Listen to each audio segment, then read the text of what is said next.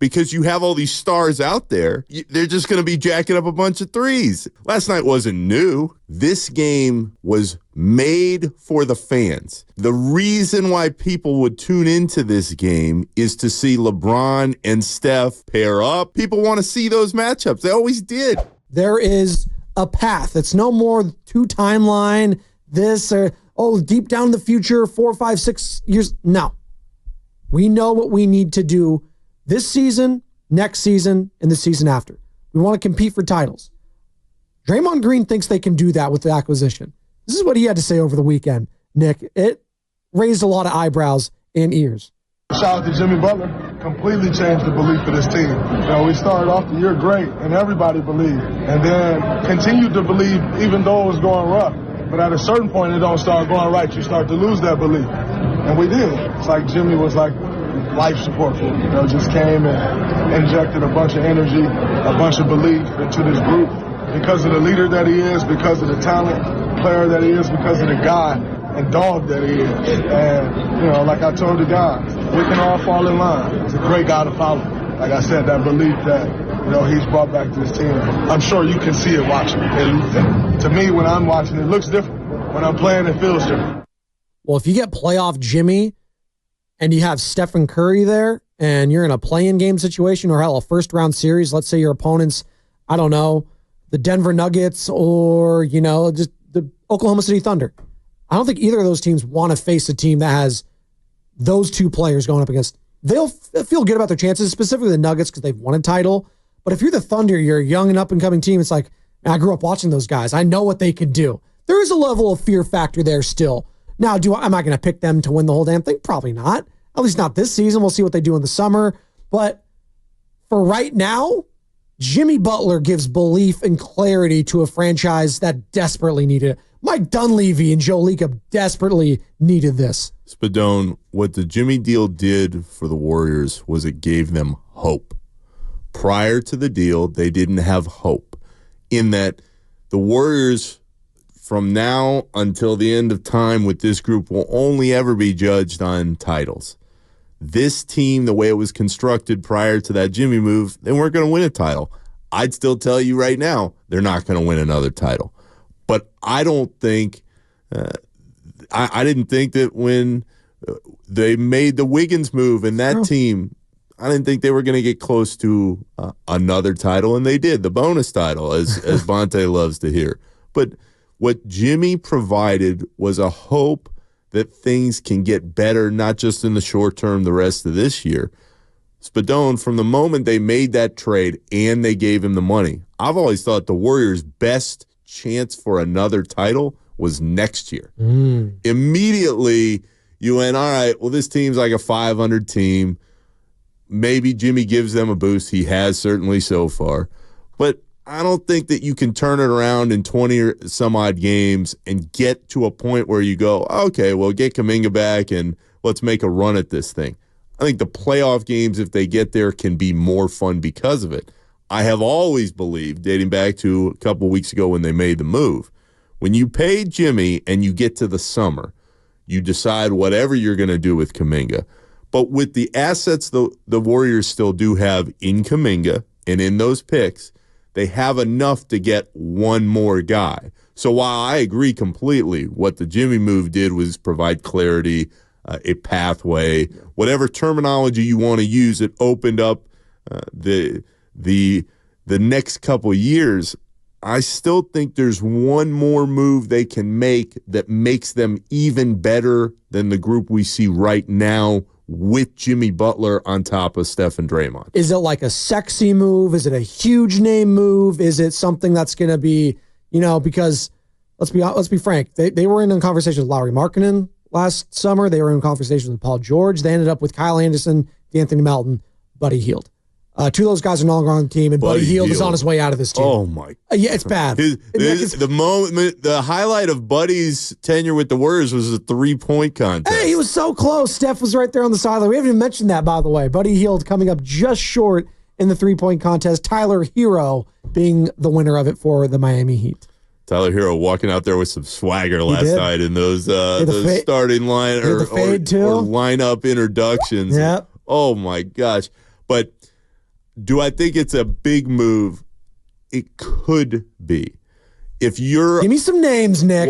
Give me some names. This goes back to the Bradley Beal conversation of like 6-7 years ago. Who's the guy the Warriors need? They need Bradley Beal. If they can just get Bradley Beal, he's the missing piece. Spadone, I don't know exactly who it is. It's more the idea that it could be possible. And in fairness, there's going to be names that maybe now don't seem like they're going to be available, and they might be available in the next few months. Well, who would have ever thought a couple years ago that Jimmy and Miami would have not only this breakup, but that Mike Dunleavy would have the opportunity to get him here? Because there's no way that the price point that Jimmy was at when all this started and the price point in any kind of deal or return that you would get back could never have been the same. Nick, if I told you a year ago, last year, look, just 1 year ago today, if I were to tell you De'Aaron Fox would be a Spur, Luka Doncic would be a Laker, Anthony Davis would be a Maverick, and Jimmy Butler would be a Warrior, you'd go, no chance. Yeah, no chance. On all of those, probably. On all of those. Maybe Fox you could talk yourself into because the Spurs direction with Wembanyama, but even the Kings were coming off, a playoff series. They gave Mike Brown the next deal. Yes. Like, all right, he's our guy. Well, 9 months later, no, he's not. Mike's living the dream, though. I mean, he's getting paid just to do nothing. Great. Dang. Yeah. But when you look at why they made the move, it makes complete sense to get Jimmy in here to see what can happen with him, with this core. And Spadone, this is where I would go back to the people who would get frustrated at times with the Warriors not making moves. Oh, we should get this guy or that guy. I have not only been around the league, I'm a diehard Cubs fan. I say that because God bless you. Ownership, the Ricketts family, they just don't want to spend at the highest levels that it takes to get the best players in Major League Baseball. Good, because you Cubs fans, you guys get, they're lovable losers. You guys are so mean to Steve Bartman. I watched that 30 for 30. What you did to that poor man did not deserve any look of it. I've always rooted against the Cubs since watching that 30 for 30. I love that. You guys are horrible people. I bring up the guy had to change his identity. For an important Warriors point, and I have to hear about Bartman again. Yes. You guys are bad people. And I'm going to let you know that every single time. Cubs fans are the worst. Philly fans are nothing on Cubs fans. What they did to that poor individual, Steve Bartman. Continue on your Warriors point. Spadone, a Bartman reference. I'm going to be sick. But so was Steve. The reason I bring up the Cubs, my own personal fandom, the Ricketts lack of spending money, is because the Warriors have a guy who has proven over and over again that he will spend in Joe Lacob. And whatever you think of Lacob and the crazy light years comments and everything else, the dude spends money. You're bringing up the Ricketts, like the guy that just moved up 90 miles north, John Fisher. He is the worst. I don't even care. He is the worst owner in sports currently. It's not even close. Yeah. Oh, yeah. And we have that in the market, given everything that took place last year, the self-sabotage, not even spending on your roster, and then moving up 90 miles north, and now you're actually spending, actually signing players. Luis Severino, Brent Rooker gets re-signed. It's just a slap in the face. So to have to juxtapose those two ownerships, and we've had shows about it. I'm sure. A's fans would die to have Joe Lacob be the guy. And it hurts even more because Joe's he's talked about it. He's like, tried. I'll take him. Ready. I'll take him. I'm ready. But they're not for sale. And he's told me, they're not for sale, so I can't really speak on it. But if they were, I would be interested. So yeah, don't you 100% agree. Yes. I think that's the thing to keep in mind now, not only after the Jimmy move, but going into the summer and into next season. Lacob will spend. He said it in that interview, I think with Slater a week or two ago in regard to Kuminga. Hey, I love the guy. We want to bring him back. It feels like they'll find the right price point somewhere. But Mr. Spadone, when you look at all of what's gone on in the league and the track record that the organization has shown, if you know you have a guy who's going to spend at the highest level, and you know you still have Steph, who I don't think the the wheels have fallen off yet, although I think there's a noticeable decline from the beginning of the year to now. I have concerns about Steph going forward. Continue. I think that when you bring in a Jimmy, and Draymond referenced this too in the hundreds of comments that he made this weekend, what he does is he makes everybody else in the room go, ho, ho, ho. Things look different now. So one more time, it's not just about whatever happens in the next 20 or so games, play in, do they get in the playoffs, do they make a push? To me, it was always about the best chance for this team legitimately to go back into the top of the West and have a chance at least competing for another title was next season, because you fill out your roster a little bit more with players who fit around the new era of Steph, Draymond, and Jimmy. With that, knowing that Lacob can spend whatever he ends up spending to keep Kuminga, or if they move him, I think there's still one more piece or move for them to make that can make them just a little bit better. Now, is that piece or move that's outside of Jonathan Kuminga? If they choose to move off of him, or they're not going to re-sign him, is it re-signing Jonathan Kuminga? Or, is it player X that we're not talking about? There's so many different things that could happen this summer, absolutely. And, hey, the season's not over yet. Again, we got 27 games left to go here. Let's see what this team can do this year, because Draymond Green, as he does, stirring the pot, had this to say about their championship odds this season. I think, we were kind of headed in the wrong direction, thinking we figured it out and never figuring it out this year, throughout the course of this year. And since he's been here, we've walked into every game thinking and believing that we're going to win that game. And that goes a long way in this league. When you walk in the game like, we probably going to lose this game, it's not good. And so he's brought back that belief, and I think we're going to win the championship. Say that one more time so that everybody here can say that with your chest. I didn't hear you. My earpiece. Because they added Jimmy Butler the third. So what did you say? 81? I'm sorry. I said I think we're going to win a championship, but I lied. We are going to win the championship. Wow. You heard it there, Nick. We are going to win the championship. Yeah, well, Spadone, I didn't hear him say this year, which ties into all right. Which ties into what we're talking about right now. What I would only caution everybody listening to us. Oh, don't be buzzkilling over here. I want to caution everybody. Good vibes. Draymond, I still remember this because it impacted my own personal life and what I was going to do professionally. We're at a shoot around. I think it was game one of the year of the bonus title. Okay. So we're in LA. Okay. And Draymond, we're talking to Draymond, and he, all the mics are out and everything's going. And he's like, "We are so far away from winning a title. We are so far away from being a championship team." And I remember I looked at Slater and I was like, "Man, maybe I should go to Brooklyn." Like I just don't know if this team is built to get back to the same level. Again, it's not that they can't win more games. Sure. Jimmy has shown that they can. It's not that they can't maybe win a series. I always thought if the breaks hit right anyway. I think they match up well. We've seen all year. Like the Rockets, I like their chances against a team like the Rockets. Absolutely. Who's young. A young team, especially who's never been there. Correct. Yes. But Spadone, when I heard Draymond say it last night, I hear the clip again. I'm transported back to being at then Staples Center going, oh, well, he knows how much work there is in between. They surprised everybody, I think a little bit themselves that year, and they won. More power to them.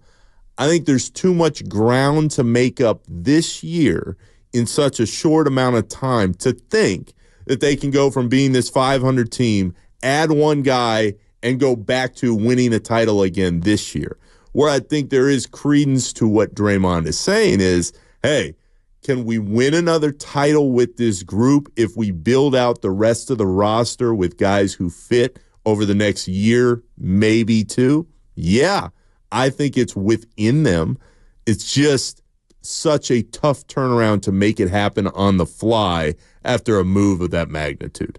And the wear and tear, like specifically from a guy like Steph this season, that's why the Jimmy move is going to help, I think, going forward. But this season in particular, like the amount of back-to-back Steph's playing, he's dealing with bilateral knee tendonitis. That's something that's not going away. That's something we dealt with, different type of the body, or part of the body, I should say, but the bilateral Achilles tendonitis for Christian McCaffrey last year. Like, that sort of stuff's not going away. The wear and tear is not going away. Now, going forward, they're going to be able to, hey, Steph, you sit this game, Jimmy will play this, Draymond will suit up.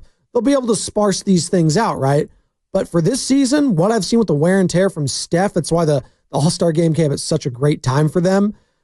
It's affecting the three-point shot now more than ever. Like, he's not the same Steph from beyond the arc. Like, he's just not. Part of that is the help, the mental and the physical load that he's had to shoulder this season. And part of that's just father time. Like, that's going to be like LeBron we were talking about. He was awful from three-point land the last couple seasons. Just horrible. Now he's shooting 40%. Like, there's going to be some, now he's got Luka Doncic and Austin Reeves to help him out too, which will supplement that. That'll help. And Jimmy Butler, again, he's not a three-point shooter, but Steph talked about it after their first game together, Nick, the yin and yang aspect to their game. I think a lot of people are underrating and saying, yeah, I don't know. Like, they're looking at the emotional side, saying like, yeah, Jimmy's like more of a diva. I don't know how he's going to fit with the Warrior culture. Draymond Green, I don't know. But their game on the court complements each other very well. Yeah, it does. And I think we underrated that.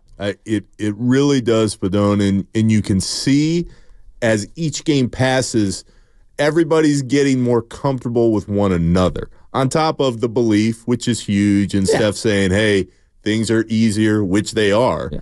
Every time they step out on the floor, everything feels a little bit easier as they try and figure one another out. I think the part about how things have changed and what he does for the group is really important, though, because on top of the hope and the belief that Jimmy's brought, the Warriors made this move, Spadone, because it's a bet on culture. It reminds me in that regard of the Wiggins deal, because there were a lot of people, myself at the top of the list, that went, I don't care about the culture.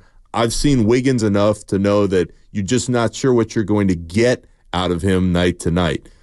The Warriors understood all along that they have a solid locker room. Steph and Draymond are who they are, especially not only in the stature of the game, but within the organization. They are the two dudes. They are the two faces. And they believed that whatever the problems had been for Jimmy at other stops at other times, he would get into a room with Steph and Draymond where he has their respect and everything would work out just fine. Of course, the honeymoon phase is in full effect right now, and there's plenty of time for different things to happen through the next few years. Everything looks for the moment like it's really clicking, and that respect is only going to grow between those three guys. You're listening to 95.7 The Game, KGMZ FM and HD1 San Francisco and Odyssey Sports Station, always live on the free Odyssey app. We have a couple callers that want to call in. Still talking All-Star Game, talking Jimmy Butler fit. Just talking about the NBA at large right now, as it's actually the more than halfway point of the season. It's more like 2/3 of the way done. We got 27 games to go here. The Warriors are the 10th spot in the West currently. They're tied record-wise with the Sacramento Kings, who obviously have the tiebreaker over them this season. They are a game ahead in the loss column over the Phoenix Suns. And I got to tell you, Nick, that is secretly what I'm craving the most would be, and I get Warriors fans probably don't want to be in this situation, but just chaos is what I love. Littlefinger in Game of Thrones, chaos is a ladder. I love it. Suns Warriors, give me a Suns Warriors 9-10 matchup. Kevin Durant coming back to the Bay. Jimmy Butler, you got Bradley Beal, just all the drama. Just going back to TNT, we know drama. That would be drama-filled. Summarized it perfectly right there. As I say, shout out to all of you watching on Twitch, Twitter, and YouTube. We are streaming on all those platforms all day long. Yes, it's President's Day, but we're here live and local for you.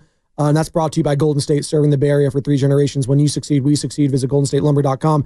Yes, we are going to react to the things that happened this past weekend in the Bay Area. There was some good, but a lot of bad. And as you pointed out, Nick, you watched. That's what I think you could say about yesterday.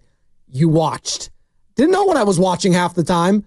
I was watching some rising stars that, a guy named Draymond Green, who was on the pre and post game coverage and during the game coverage, during the games, I should say. So again, I can't even say All-Star game because it was All-Star games, All-Star teams. I don't know what it was. But even Draymond Green was like, yeah, those guys shouldn't be out there tonight. his own teammate. He's basically saying Trace Jackson Davis, who was on one of those rising star teams alongside a Dalton Connect, a Keontae George, and Alman Thompson. It was very odd. It was different. So I think we were watching it, all of us saying like, okay, I'll give it a chance. But nothing's really going to change until the players start to care. And that's never going to happen. Like the NFL, to their credit, basically just said, F it, we're done. There's no game. We'll turn this into a bona fide flag football contest. And by the way, it's going to be an Olympic sport, I guess, going forward. So that's great. But the NBA has a problem, and it started with the Draymond Green generation, and we'll get into what some of Draymond Green had to say. But I'm just left scratching my head on what they can do. I don't know what they can do, Nick. It's something that Major League Baseball, they have a somewhat of a competitive series, and it's fine because they have so many different players that you can just showcase. You have an at-bat here, you have a bullpen guy here. Like, they kind of get it right, and it's fun, and it's no longer meaningful because obviously they took away the home field advantage, whoever the winner was. Now, I say all this to say, I don't know what you can change. I'm just going to say it first and foremost. What can they do, Nick, to make this thing a better product? Because I was like you. I didn't even watch the end of the game. I literally told you after they were doing. You didn't miss much. They were doing. I'm long-winded here, and I apologize. They were doing the eulogy of Kenny, Chuck, and Ernie. They're going to ESPN, people. They're not dying. Like this isn't the death of the inside the NBA crew. They're still going to be around here. Why? What were they doing? So I turned it off and turned on White Lotus. Interesting first episode on HBO, but that's what I had to do. I couldn't even watch Steph win the MVP. I didn't care. There is the biggest problem, Mr. Spadoni. It's like a 5-minute rant. Sorry. It's all good. People have stopped caring enough to watch it through. The amount of texts on my phone towards the end of that game from friends of mine all over the country that said in as many words, I just switched to SNL. I can't take this anymore. We're really sad. So SNL was doing Sunday Night Live, not Saturday Night Live yesterday? That's the biggest audience, baby. The most money. I didn't know they did that. Yeah, the most money. You texted that, and I was like, huh. They're doing a lot of cameos. It's the 50th, right? It's everybody, but it's interesting to me because one of my close friends in Chicago, he said, yeah, this is better. And of course, I'm sitting there going, well, why? He goes, because you've got star performers being together again, putting out star effort. And I thought to myself, that is really the juxtaposition against the All-Star game, because you have all these stars out there and they're just going to be jacking up a bunch of threes. And that's what this has been for years and years. Last night wasn't new. I mean, maybe the level of play at times was a little more than what we've seen. Sure. But Spadone, the entire tenor of the game, the day, what the weekend has become, was set by the face of the league prior to the game even starting. I mean, truly, when LeBron comes out and he goes, my ankle, it's still bothering me. Nick, he's your age. Come on, cut the guy some slack, all right? This is the face of the NBA. He has been for years and years with Steph. If you don't have LeBron in the biggest showcase game that they have that's not the playoffs, and he says, I'm just, my ankle, my foot's not there, I'm going to take a few more days. Just stand out there and throw some passes. Like Kobe, years ago, he played for 2 minutes. He was out there, and my point in the whole LeBron conversation is, as the face of the league, I feel like you have a responsibility and you have the mantle that comes with that. That's why I was frustrated as a basketball fan. Forget what I've done for almost 20 years at this point covering the league. I'm sitting there going, wait a minute, what? You guys texted me that LeBron was out. And I really thought that it was fake. I was like, there's no way that this guy is sitting out of this game in this moment knowing, and Spadone, here's the problem, how much people wanted to see something different last night. They wanted to see some sort of, all right, how much do these guys actually care? And the fact that LeBron, of all people, said, I'm not there, that was the sign of signs to me. I understand, and people are going to be frustrated. You clearly are with LeBron. But again, I think you'll agree with this. It's more of a league problem, right? Like the fact that we're relying on LeBron James still at 40 years old. And again, it's to his credit a little bit because he's still just been incredible this year. He was an actual deserved all-star. It wasn't some sort of, here you go, lifetime achievement award. No, LeBron's been a top 10 player borderline this season. He's been incredible at 40 years old. But he's 40 and he still has to carry the brand and carry this. Steph, it's his weekend. He's almost 37. He's been 37 in less than a month now. He's getting old, man. Which is also crazy. Which is also insane, right? He's the same age and same birthday as my sister Sasha. So happy early Shout birthday out to you. Sasha. There you go. Shea should have been the guy this season, right? It should have been about Shea, Anthony Edwards, Donovan Mitchell, but it just seems like it's so difficult, Nick, for this new generation to take the league from these guys. And I don't know if it's the league's fault. I don't know if it's just people not connecting with some of these new faces. I don't know what it is. I do think Luka being out and not being there hurt them a lot. I even heard Jokic talking about it. I was like, it's weird Luka's not being here. Like, that's the face of the league right now. Just the last couple weeks. Yeah. Like, everyone's been talking about Luka, and him not being there, I think, hurt because he would have been the talk of the town had he been here. Shout out the town in Oakland, which I did think was one of the few winners of this past weekend. Very much so. Everyone talking about Oakland Arena, formerly Oracle, obviously, and all the memories there. Hell, even Kyrie and LeBron talking about it. KD.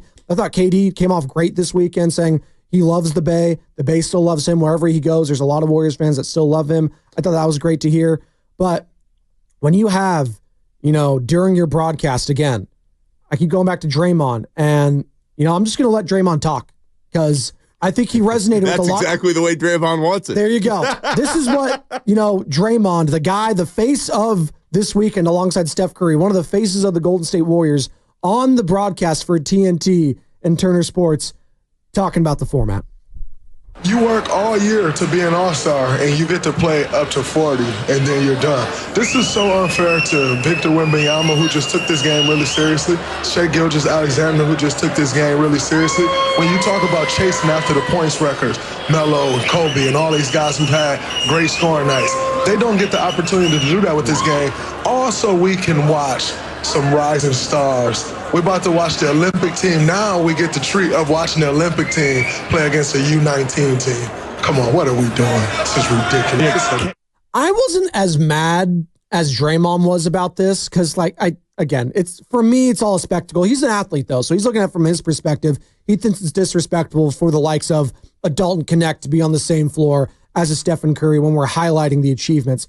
But at the same time, it's not the kids' fault, man. Like, it's not their fault that they're out there.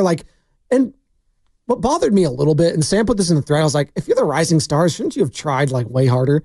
Like, shouldn't you have actually been defensively no, I want to win this thing, right? Because it's damned if you do, damned if you don't. Had they won, just think about that real quick, Nick, because that could have happened. That was a possibility. They tried to ice that game 15 different times, the OGs, and they still couldn't. Imagine had the rising stars knocked off the OGs and Steph and Dame and James Harden. We would have been coming in here today just going scorched earth on everything. I actually think it would have been good for the league because people would have said, this is ridiculous. Right. And this ties into everything that we're going to be talking about throughout the morning, Joe, but it ties into the first part of going back to LeBron. This game, dating back years and years, was made for the fans. The reason why people would tune into this game is to see LeBron and Steph pair up, go against whomever it was on the other side. People want to see those matchups. They always did. I mean, dating back to when I was a kid, you turned on the All-Star game because you wanted to see Michael and Scotty and Shaq and in my case, it was Penny. Kobe versus LeBron. We never got to see it because one was Western Conference, one was Eastern Conference, and Kobe took it upon himself to guard LeBron. He blocked them a couple times in one of them. There was always that, we know who the guys are going to be at the very end if it's going to be a close game, and it always was back then. It always turned into a close game, and that's when at least started to play some defense, which was refreshing. And that was fun in the moment, because I think what's gotten lost is people say, oh, it's become this three-point show. Nobody plays defense. Spadone, look back on those tapes from 15, 20 years ago. There were always those moments in these games where guys were kind of going through the motions and trying to get some cool dunk off, and stuff would happen. But later in the game, that's when I got tuned up, and that's what got completely lost. It just stopped mattering. The answer to the question that you posed, what can they do to fix this, is try. All they need to do is try. They don't need this gimmicky crap that, we're going to play against the rising stars. And I've heard people say, well, what about U.S. versus the world? I think that would work as a one-off, but I don't think that is something that people would tune back into year after year after year. Especially coming off the Olympics. Like, we just saw the U.S. versus the world. We won the gold. Exactly. People want to watch this game. They just want the players to try. How do they try, though? That's what I would like to ask at 888-957-9570. Like, how, like, on a certain degree, that's just on the player. Like, I can't tell Stephen Curry to try harder when he's 37 years old. I can't tell LeBron, who's 40, all of a sudden go out there. Like, and it's less so on those guys and more for the next generation, obviously. Like the Tatum, like, I actually thought it was refreshing. I saw Jaylen Brown. He was playing defense for the most part. Like, he was getting in there. Wemby was playing some defense. I saw him actually sweating on the sideline profusely. You never see that in the All-Star game. No one's sweating in the All-Star game. I saw him sweating profusely. By the way, shout out to those watching and texting in on the text line, 888-957-9570. We are streaming on Twitch, Twitter, and YouTube. Brought to you by First NorCal Credit Union. For a low-rate auto loan, apply online or just ask for First NorCal financing at the dealer. Adam in the city. We'll get to you after the break here in a couple minutes. 888-957-9570. More from Draymond real quick, though, on about the Rising Stars thing, because I did think that perked up a lot of people's ears. Here's what he had to say in regards to the Rising Stars being a part of last night's festivities as well. Yes, that they shouldn't have been out there. That's all they proved. They never belonged on that court. Those games weren't exciting, though. I didn't see you even smile during that. Don't put me on. It wasn't exciting at all. That was unnecessary. I mean, didn't belong on the court to stretch, considering like they almost gagged away that game. So would we have said that had the Rising Stars won it? I just thought a little. The saltiness of Draymond, I get it, because I think he was speaking for Jalen Rose, who was on there, Vince Carter. They were very professional about it. They didn't want to ruffle any feathers because, I'll give Draymond credit for this because he's still a player, so he can get away with it. And he's still obviously working for Turner, but he's a player first and foremost. So he can go on and say, hey, the product that we're putting out there right now that I'm a part of, that I'm working on, it's not good. It's not. So I will give him credit for that. The product is bad. It's bad. I just, to your point, when it goes back to trying, Nick, I don't know how you can fix try. Like, I'm feeling like Yoda right now, do or do not, there is no try. I don't know how they can get, care, because whether it's they're too cool for school, they don't want to get injured, I don't know what it is. I mean, they named the award the Kobe Bryant Award, for Christ's sake. Rest in peace. And it's gotten worse than ever when it comes to trying in the All-Star game. Like, there's no pride at all. And the worst part about all of that, Spadone, is the game isn't going to go anywhere. The weekend, and we're going to get into that over the next few hours, it's not going to go anywhere. I wish it would just go away, to be honest. Yeah, well, but why is it not? Because they still rates. It not only does it rate, it's money. Well, exactly. There is so much money that is piled into all of this. And to see what it's become, I can't stress this enough. When I first started covering the league and you got the experience of going to the weekend, it was awesome.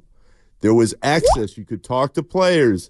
You could see everything that was going on, and you saw the matchups that everybody always were looking forward to. I remember being in Orlando. Spadone, Dwayne Wade broke Kobe's nose. Oh yeah, that was great. He broke his nose. Right. The Mamba mask. Love the Mamba mask. And to think that it's turned into whatever this is, to Draymond's point, I understand completely where he's coming from.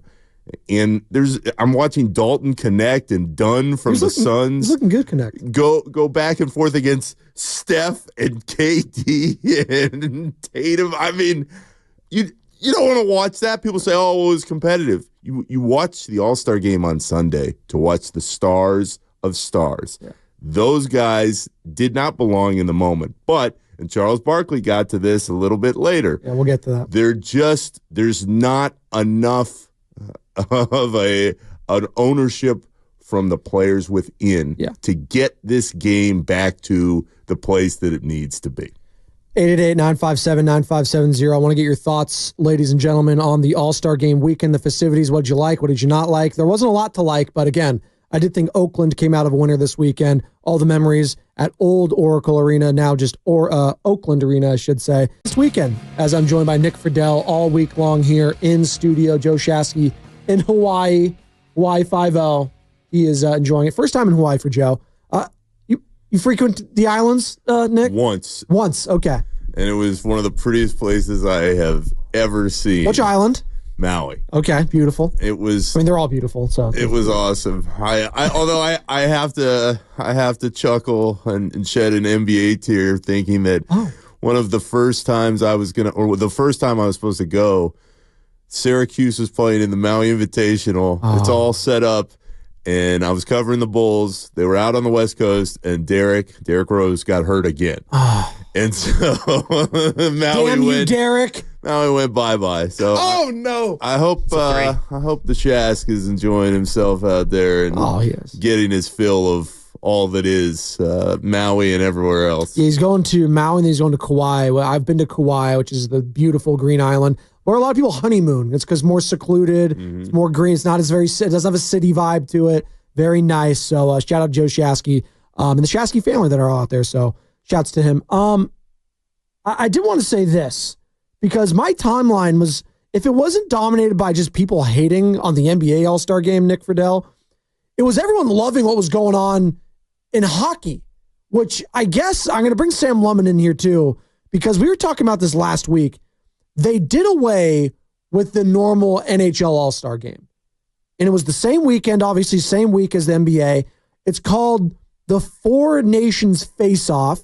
And I don't even know all the countries. I know the first two. And maybe I need game show music here. So we got USA. We got Canada. That's two of them. Finland. That is also a country that's taking part. Shout out Helsinki. That's the capital. I don't know if you know that, Nick. The more you know, baby. I don't think Russia's recognized by any sport right now. So no, they don't count as a country. I'm not going to say Russia. Sweden? Yeah, there we go. Let's go. Thank you. All right, I was looking for the dings card. You weren't helping me out there. I was feeling really good about that. I had him looking for something else. Yeah, okay. So you got the four nations there, but you got USA versus Canada, baby. And that is, like, that's a legit rivalry. Like, I don't think you can get that version in, NBA. Like, you're talking about the All-Stars versus the World kind of thing. I just don't think it'll ever come to that because what USA, Canada means for, like, that's Canada's favorite sport is hockey. They like basketball. They like Shea Gilgeous. They like Dylan Brooks. Who else is Canadian? I don't even know. Andrew Wiggins. There you go. Maple Jordan. Yeah. But they love Canada. They love their hockey up there. And in the first 2 seconds. Oh, 2 seconds in. This is how it sounded 2 seconds into the game. Oh, you got the sound, please. And this Four Nations face-off matchup is underway, and the gloves are off. Matthew Tkachuk and Brandon Hagel. Hagel from Tampa Bay, Tkachuk from Florida. Did not see this coming. Your neck of the woods, Florida, which is apparently known for hockey these days, which is insane, with the Florida Panthers winning a cup. Tampa Bay's won some cups. Craziness, right? That's probably also got to piss Canada off that all these beach-like towns are like dominating the sport of hockey. But you had that, and then you had another fight, and then you had another fight within the first minute.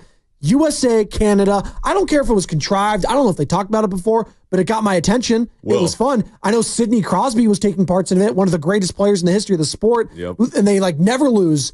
Canada never loses when Sidney Crosby. 2010 was the last time that Canada lost with Sid on the ice. 2010. But Spadone, here's the other problem. Oh God! Because I'm trying to be happy, Nick. No, all right. But this is going to be a theme for us throughout the week. The issue here is the NHL has found something that drew people in, your casual people. Yeah. I've got the text from some of my buddies like, are you watching this hockey? And I think of the Chance the Rapper skit from SNL. Let's do this hockey. Let's do this hockey. So they're texting me going, are you watching this? Because it was U.S., Canada, everybody's fighting and getting into it. On the other side, you flip on TNT, what's happening? Victor Wembanyama and Chris Paul are trying to cheat their way through the skills challenge.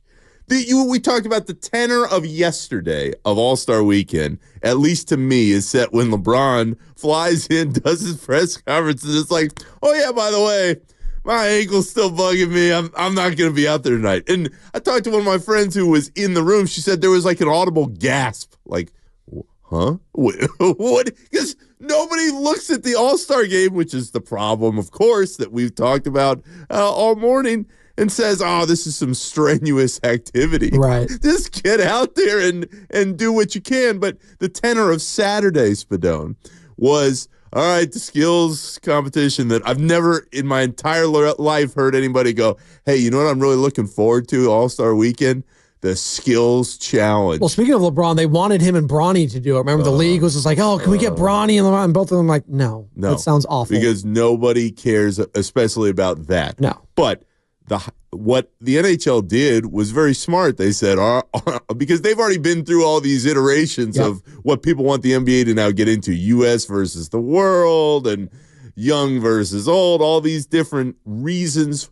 Other reasons why, aside from the regular reason, East versus West, although the NHL has so many strange conferences and designations now that you're not sure how the standings play Minnesota's a Western Conference team for some reason. I don't know how that works. It's such a different deal. He's but asleep. The issue is the NHL saw they had a problem and they fixed it. And the NBA still has not come close to fixing whatever the problems are. The other thing, though, is, Joe, U.S. versus Canada works because the players are all the way in. Sure. It's so obvious when you watch the start of that game, when you watch the next few periods, you go, oh, this means something and to them. Tkachuk is like a legit, he won with Florida, correct? He's like one of their top guys, the Panthers. Like he's one of the faces Both of... Tkachuk brothers are like really good. Okay, so there you go. We don't pronounce the T. Silent T. Tkachuk. It's just Tkachuk? Big hockey guys here. I love it. Tkachuk. We mispronounce everybody. So I'm looking at how we mispronounce everybody's name on this show. There's a T in front of it. That's true. The Shask is sitting there mispronouncing every number of different things. We got a lot of them here. Let's throw Sanchez in there. Yeah. Jonathan Kamingo. So Jonathan Kamingo. Yeah, we got Adenabi. But that is the problem. I mean, if you're a casual fan, we all watch the NBA. It's part of the job to know what's going on. If you're a casual fan, why are you tuning into this stuff? Spadone, to your point about Mac McClung, absolutely he deserves credit. I think Mac McClung's legacy isn't that now he's won 3 slam dunk competitions in a row. It's going to end up being that he got the attention of other NBA guys that potentially, we'll see what happens in a year, might get back into the contest who wouldn't have before. I don't believe them, by the way. Josh saying like, oh, I might need to do this now. And Giannis like, please. I think Giannis did attempt it back in 2015. He was horrible. He was younger then, obviously. Before he was Giannis. Yeah, exactly. He was the guy he was the Greek freak then. It says Warriors fans are not afraid of LeBron. What's up, Cruiser? You're on with Spadoni and Friedel. Yes, but what's up, cousin Nick? Long time, man. It's good to hear you, buddy. How you doing? I'm doing good. Hey, Spadoni, yes, I take umbrage with something you just said. Warriors fans are not afraid of LeBron, okay? We broke him 3 times for the title. Yeah, he got one on us, but we are not afraid of him, okay? There were several times where he came to the Bay and he just didn't play because he just didn't want that smoke, okay? Also, as far as the All-Star game is concerned, off of what you said about Jordan, I agree with you. That when Jordan was on the court, when Kobe was on the court, they were all business. They were going in there to get it because no matter how many sponsorships they had, they knew the NBA was their number one platform. These guys, they're all friends with each other. They're friends on and off the court. They're not trying to hurt each other's feelings. They're not going for it. So whatever whatever Draymond is saying, hey, you know what? If you think you deserve to be there, then act like it, play like it, try to win. Give the fans a show. This is all for them, not for you guys. And for them, it's just become a bargaining chip. So I didn't even watch yesterday. I didn't, I don't care. I don't want a gimmick. I want a game where I want some try hard. Okay. And these guys just aren't doing it. Last thing I want to say, Cousin Nick, please, please, please, please, please. I love you, but stop calling the Warriors' last title a bonus chip. There's only one bonus chip. We all know it was that Mickey Mouse ring that the Lakers got during the COVID year, okay? Cousin Nick, put some respect on the Bay. If you were still out here, you wouldn't be calling it that. Thanks a lot, fellas. Well, he called it when he was here, Cruiser, so that's I'm just saying. Cruiser. I've been calling it the bonus title the whole way. It sounds like my man Bonte. That might have been Bonte calling it. Bonte doing his Cruiser impersonation. By the way, Nick, he will talk to Bonte this Friday at 9 o'clock when he's in studios. He is every single Friday at 9 on the morning roast. We call it his bonus appearance. It is his bonus appearance. What's funny, I was talking about that Magic game from a couple weeks ago. I saw B at the game, and we're standing there, and he was still like, bonus title. He hates it so much. He hates it. But the reality is, as I tell people every time, the Warriors, people in the organization weren't sure that they could actually pull it off with that team. They did. And Spadone, that's what makes the next few years with Jimmy so interesting, because now there is, at least on paper, a bridge back to, can we get one more? Is it possible to make this thing happen one more time? I just want to come full circle on Cruiser's call, though, and say I think he makes a really good point in that so many guys now are friends. And that has absolutely seeped into the consciousness, and this ties back into why are we watching night to night in the regular season. In the old days, in like the 80s and the 90s, even in the early 2000s, you'd watch these games and these dudes could not stand each other. What has disappeared in the NBA, certainly in the last 10 years or so? Rivalries. Yeah. They don't exist anymore. It's like, all right, Lakers, Warriors, okay. Like you could say, but it's more of a Steph and LeBron. Steph and LeBron. Yes, there's Lakers, Warriors, there's NorCal, SoCal, but that's always been more one-sided. Warriors fans hating the Lakers because the Lakers, they don't really, whatever. There's the respect isn't there the same way. Spadone, the problem is, think about the last time you tuned into a game and you're like, these two guys, they really don't like each other. It's present on the floor. You can feel it.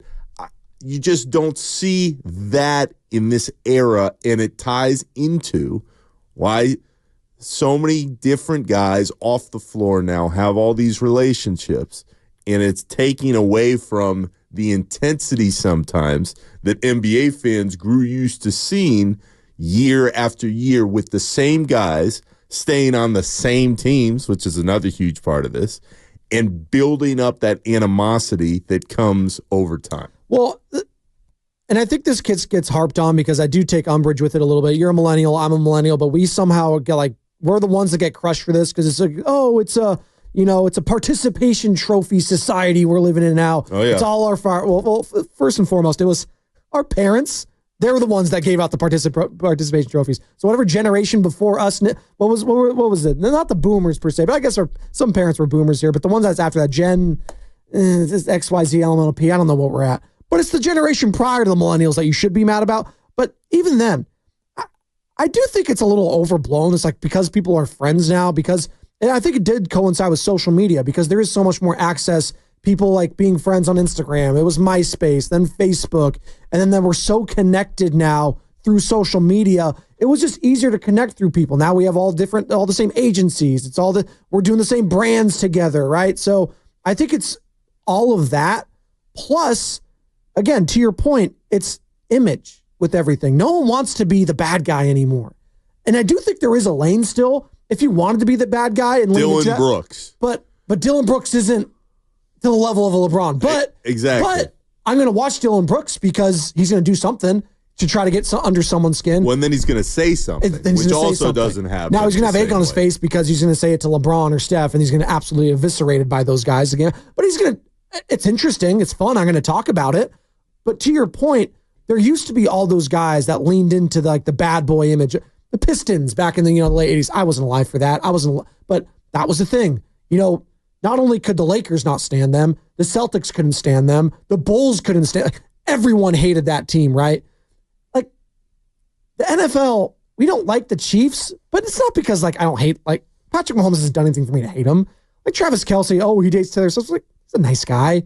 Right. Andy Reid's a nice guy. I don't hate that team. It's because they win so much. That's the only reason we hate them. Now, there was a level of hatred that I understood with the Patriots because not only did they win a lot, Tom Brady was the pretty boy. He does all the right things. And there was a cheating element to it. Bill Belichick, he's an a-hole at the podium. This, that, and the other, right? There was a level of that I understood a little bit, but it more so was just that they won a lot. I want a good old-fashioned team that I could hate, but that they lean into the hate too. The Chiefs tried to lean into that during Super Bowl week. Oh, you guys want us to be the villains? I was like, Mahomes, you're not a villain, bro. You try to wear the green suit jacket heading into it. You try to be nah, dude. I can't hate you. You're too nice. That's okay. But there is an element of that missing in the NBA that I don't know if a player truly wants to be hated. Draymond Green, I don't think he likes being hated. I don't think he likes that. I think he does a lot of this stuff on TNT and being a part of the broadcasting, does his podcast, because I do think he's cognizant of his image, and he doesn't want to be a villain. He doesn't want to be that. Now, he'll lean into it at times for motivational, he'll be that punching bag for the team. I don't think he likes to be that, though. I say punching bag, no pun intended, this, that, and the other. But did something happen? Yeah, I hate to go Hawaiian and bring up the punch. Shout out Draymond Green. That's what we're going to do. By the way, did you see that the NBA Centel, people got bamboozled thinking the Draymond Green nameplate when he was the TNT broadcaster last night? You know how it says, Vince Carter, 2-time dunk contest winner, 14-time All-Star Hall of Fame. Draymond Green said Draymond Green and said punched his teammate. I was like, come on. What are we doing? That's mean. Draymond, I think, was one of the winners last night, though. Talking about winners and losers. He came away great last night, broadcasting. Again, I think it reminds people he does have a career after being on the court. He's going to be that heir apparent to inside the NBA, coming with Chuck Kenny and that crew. Spadone, he will transition with no issue. No.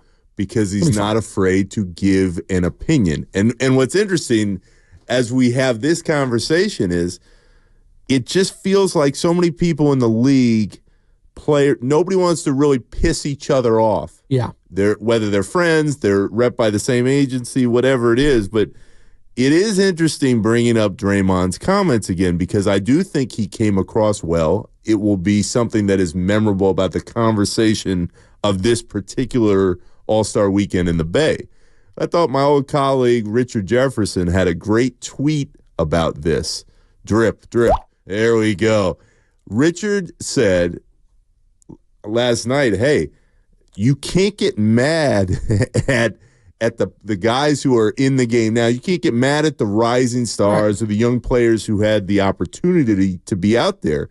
You want to get mad at somebody, get mad at the guys who were in the All-Star game over this last 10-year sequence.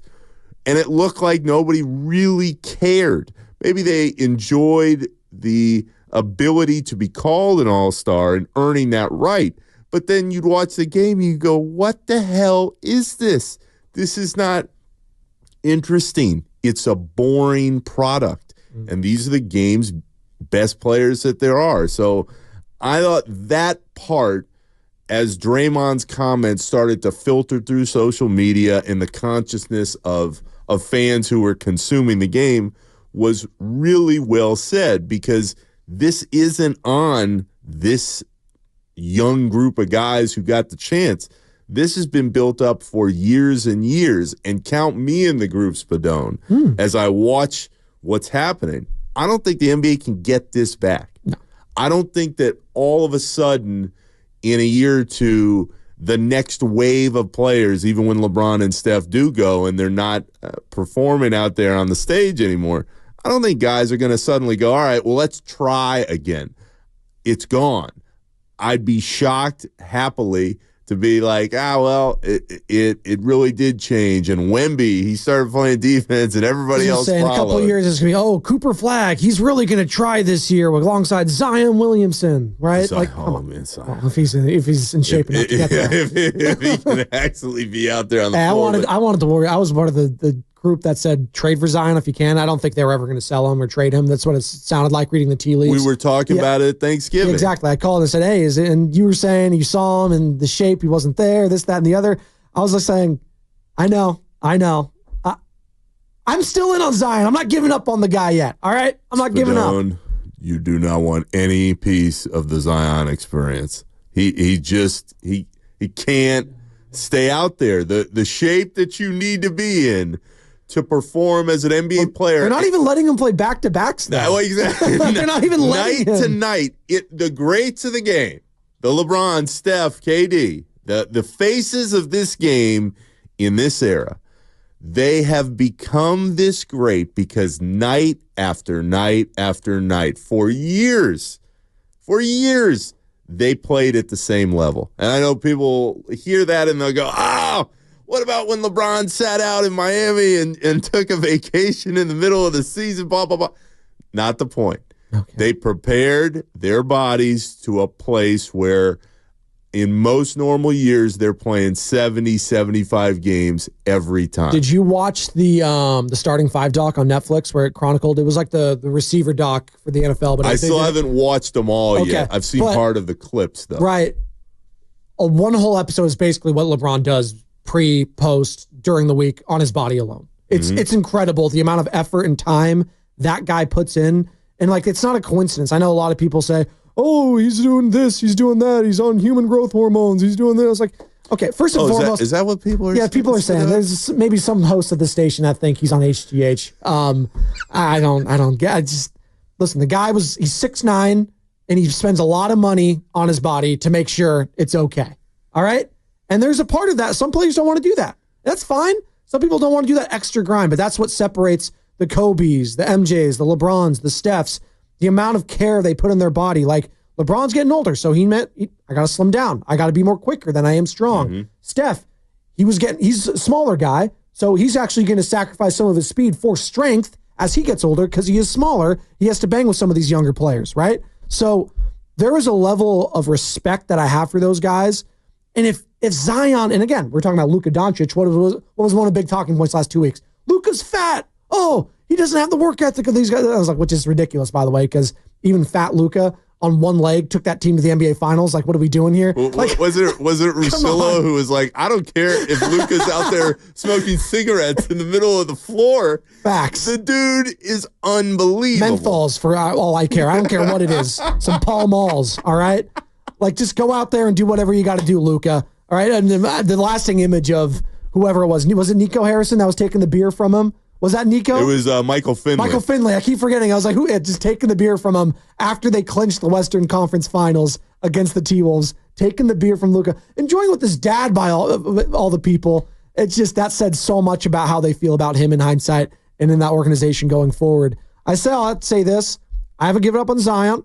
I'm very interested to see, though, as we're talking about nutrition and body and, the Warriors banking on the health of Stephen Curry, Draymond Green, and Jimmy Butler. All guys that are 35, and if they're not, they're about to be 35 and older, a lot of wear and tear, a lot of mileage, a lot of finals runs, and how is that going to look going forward? Draymond Green talking about the grind of this season yesterday for the Warriors. It's the playoffs for us coming out of the break. What we got, 27 games left? It's a 27-game playoff. And then a grind to win 16. That's the urgency I expect. That's the urgency that we will have. And that was pregame or postgame of the skills competition over the weekend, which Draymond Green took a part of. I guess Wemby and Chris Paul did too, to an extent, but it is, again, we don't have to get into that if we don't want to. What a bad look. Speaking of that, though, he thinks so. Basically, what Mike Dunleavy also said, talking with Steiny Goo last week, courtesy of the River Islands guest line. If you missed that entire interview, it was really good. The GM of the Golden State Warriors, Mike Dunleavy, joining Steiny and Goo. Find it on YouTube, the Odyssey app, wherever. He basically said that loss to the Mavericks felt like a playoff loss. That's kind of where the mindset of this team is right now. They're clinging to the play-in spot. I think they're going to be a play-in team. I don't think they want to be. I think the goal should be maybe to get the 6th seed. Going to be tough, but I still think it's doable. I think people are sleeping on the Clippers a little bit because they're just such a well-coached team. I have such amount of respect for Ty Lue. I'm sure you do too. What he's able to get out of those players.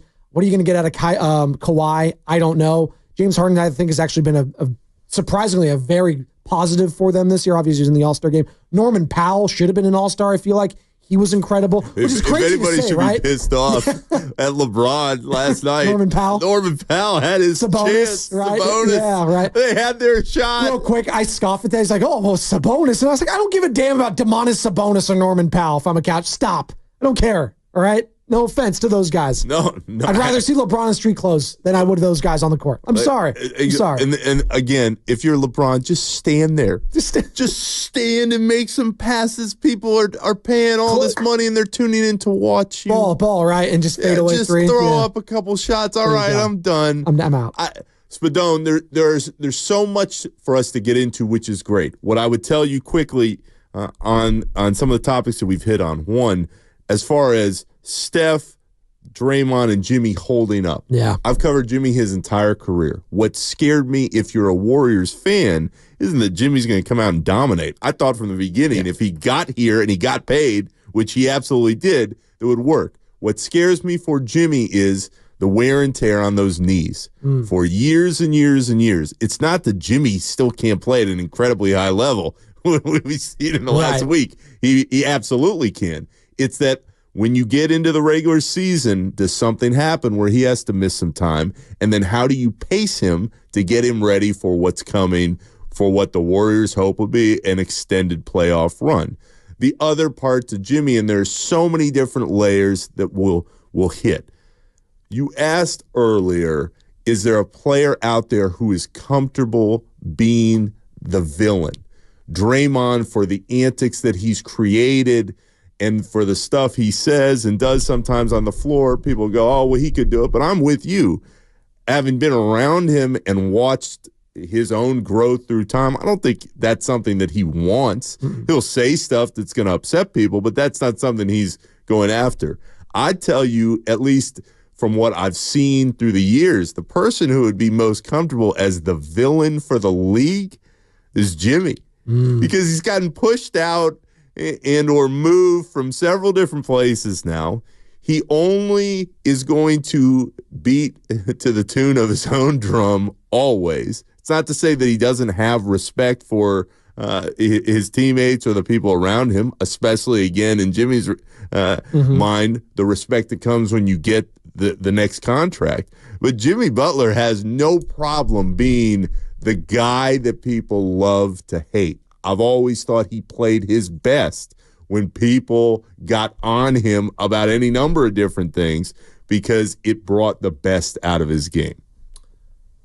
Let's get into that right now. What did you make, because you're tapped in, Florida guy, you know all things Miami, Pat Riley angle, Eric Spoelstra.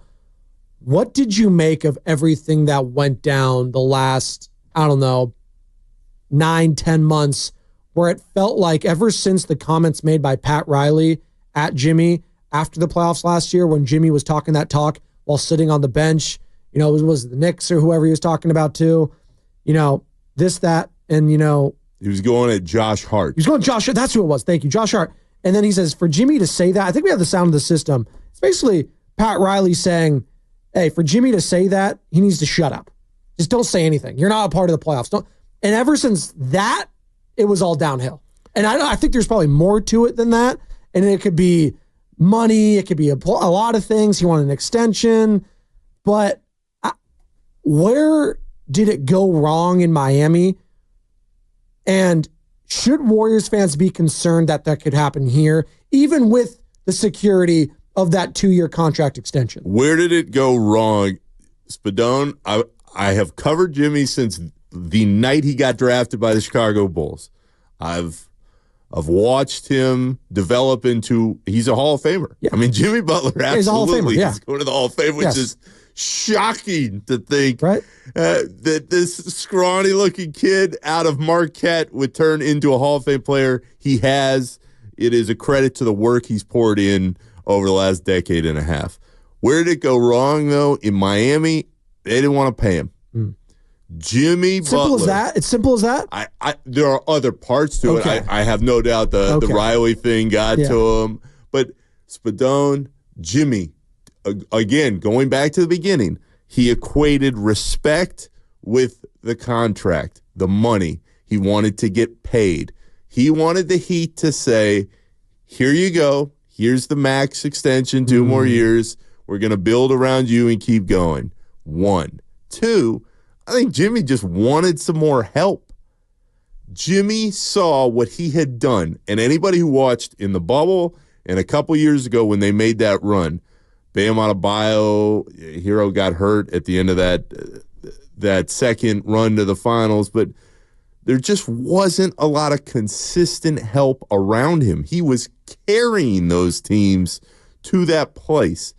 I think he had gone to Riley and Spoelstra and said, hey, give me some more help here. It wasn't that he didn't like the guys that he had. It was just that he plays in Philly and he's got Embiid. He plays in Chicago and he's got Derrick Rose and Deng and Joakim Noah.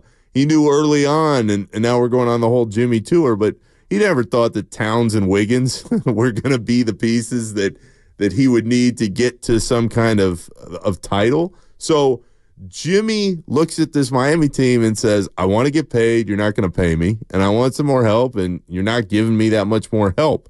So I laughed when everybody, I shouldn't say everybody, but when people would say, oh, it's never going to work with the Warriors. It's never going to happen. Spadone, what did Mike Dunleavy, who, oh, by the way, was a teammate of Jimmy Butler's for 2 years in Chicago, what did they immediately do? Here's your money, Jimmy. Check. And 2, he's playing with Steph Curry and Draymond Green. There is a respect that comes for Jimmy with playing with 2 Hall of Famers. I've always thought he was best suited as the 1A guy. This team offers him that, especially on the offensive end. What has Jimmy done in the last week that the Warriors haven't been able to do? He's getting to the line, and he's giving Steph another presence where it doesn't just have to be, all right, you go do it. Shoot the 30-footer and save us offensively. Jimmy can be that guy, but the idea that it's going to somehow blow up in the future, I also don't buy, because he knows this is it. This is the last big deal. This is his last great chance to attempt to go win a ring, and he has the respect from within that comes with playing on a team that, without any question, is Steph Curry's. He is the face. Jimmy is a second piece. And I think at this stage in his career, with what he wants after being paid, he's going to be fine with. The career arc of Jimmy Butler has been so fascinating, too. 888-957-9570.